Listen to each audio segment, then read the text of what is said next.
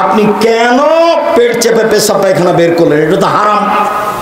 আপনি কেন এখন নখ কাটলেন? এটা তো হারাম। আপনি কেন এখন গোপ আপনার স্ত্রী ছোট করলো? এটা তো হারাম। কেন আপনি এখন নিচের রুম পরিষ্কার করলেন? এটা তো হারাম। শ্বাস বন্ধ হয়ে গেছে, সব বিধান বাতিল। এখন অজু দিয়ে গোসল দিতে হবে, বাস। শ্বাস ছিল তখন গোপ কাটতে হতো, মোচ কাটতে হতো। শ্বাস ছিল তখন নখ কাটতে হতো। শ্বাস ছিল তখন নিচের রুম পরিষ্কার করতে হতো। সব নবীর বৈশিষ্ট্য 10টি। সব নবী একই খাসলত, সব নবীর একই স্বভাব। এক, মোচ কেটে ফেলা, ব্লেড দিয়ে নয়, কেঁচে দিয়ে। 2, দাড়ি বড় করা। দাড়ি চেঁচে ফেললে অভিশাপ হবে। দাড়ি চেঁচে ফেললে মানুষ নারী হতে চায়। দাড়ি চেঁচে ফেললে চোখের পাওয়ার কমে যাবে। দাড়ি চেঁচে ফেললে স্ত্রী মিলন ক্ষমতা কমে যাবে।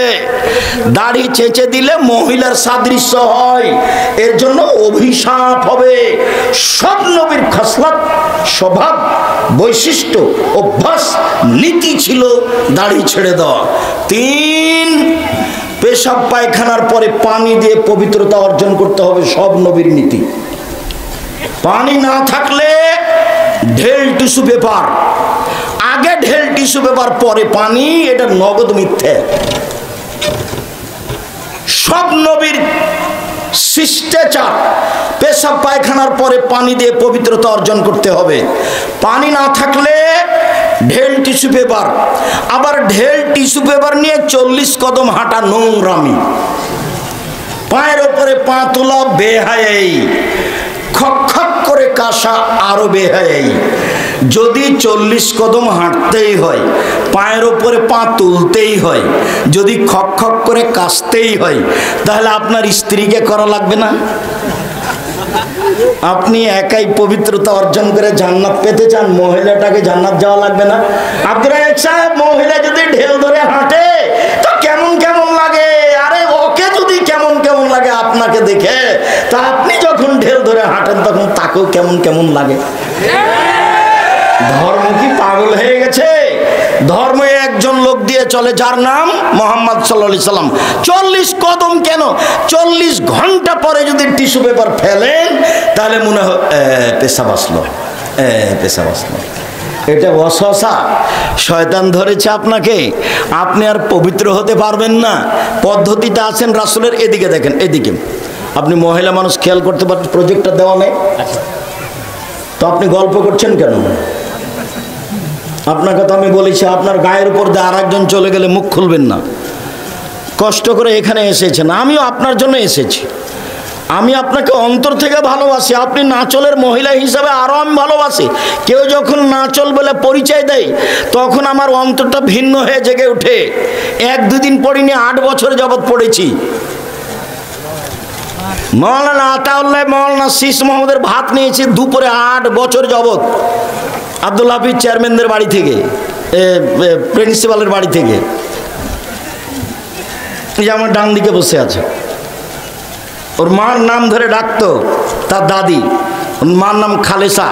খালেসা, এই ভাত দাও তো তাড়াতাড়ি। খুব মানসম্পন্ন মহিলা, চোখে চশমা দিয়ে থাকতেন, আমি খালি দেখতে পাচ্ছি।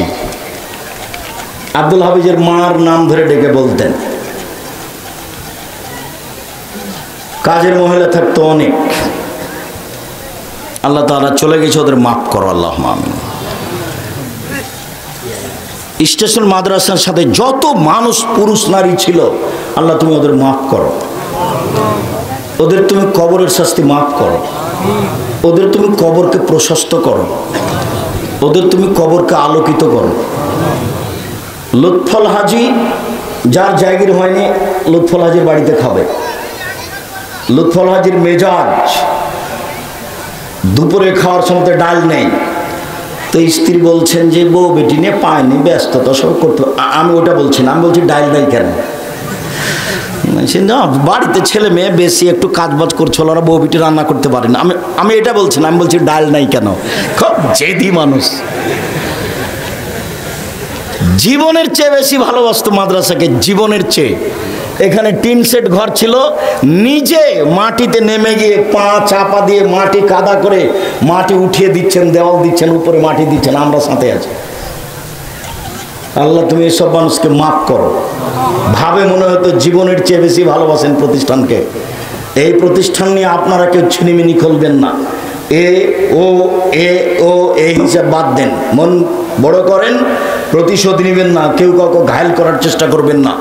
সবাই মিলে প্রতিষ্ঠানকে জীবন বাজি রেখে ভালোবেসে আল্লাহকে সন্তুষ্ট করার জন্য কাজ করেন, আল্লাহ ভালোবাসবেন।